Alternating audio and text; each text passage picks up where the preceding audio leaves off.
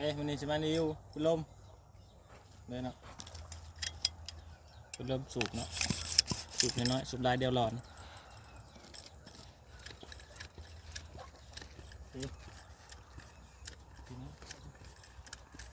นี่แก้วเนาะ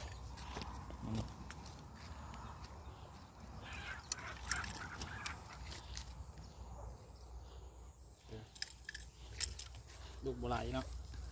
ตัวมีลายลูกแล้วน้องแก้ว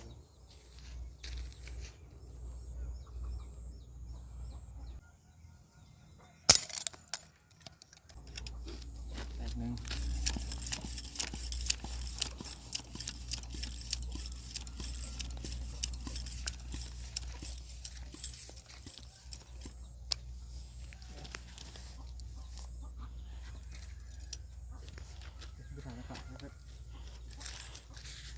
เอาแก้ว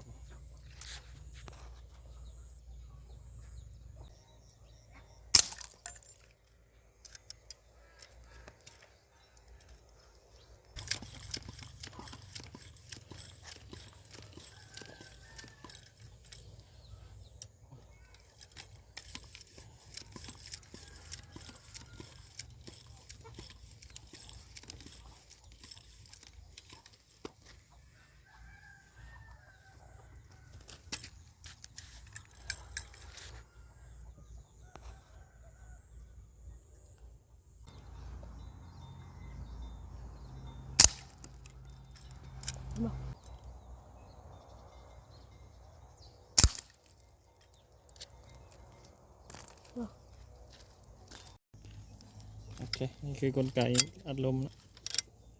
มีทุกอย่างอยู่ในเฮ็ดเองนะตัวนี้งานประดิษฐ์เองขึ้นมาขายนะตัวนี้ใครสนใจกับทักมาได้นะตัวนี้เดี๋ยวจะยิงลมมาตัวนี้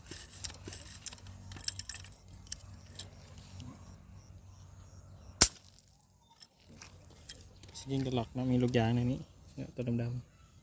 ๆยิงกระดึงขึ้นนะโอเคประมาณนี้